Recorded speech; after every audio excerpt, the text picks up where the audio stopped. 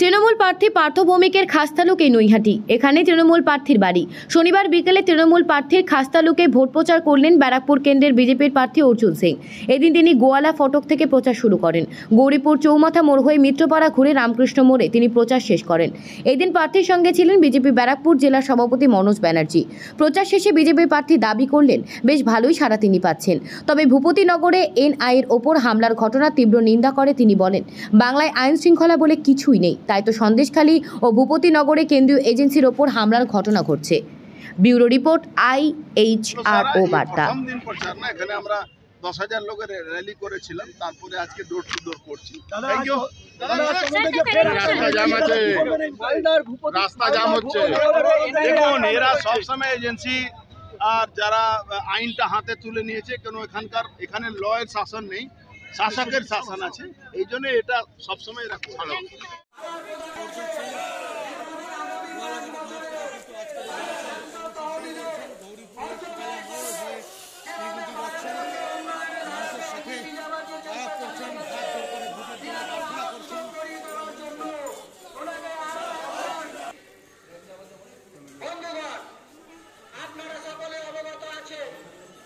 সন্দেশখালীতে কিভাবে আমাদের মায়েদের বোনেদের যেভাবে সম্মান নিয়ে হানি করা হয়েছে, যেভাবে তাদের সম্মানকে নিয়ে খেলা করা অপেক্ষা করে, যেভাবে ওখানকার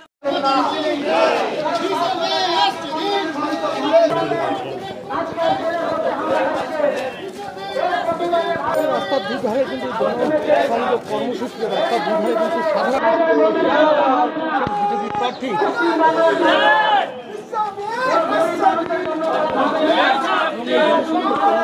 করেছেন। গোয়ালা ফটক মোড় থেকে এই জনসংযোগ কর্মসূচি শুরু করেছেন।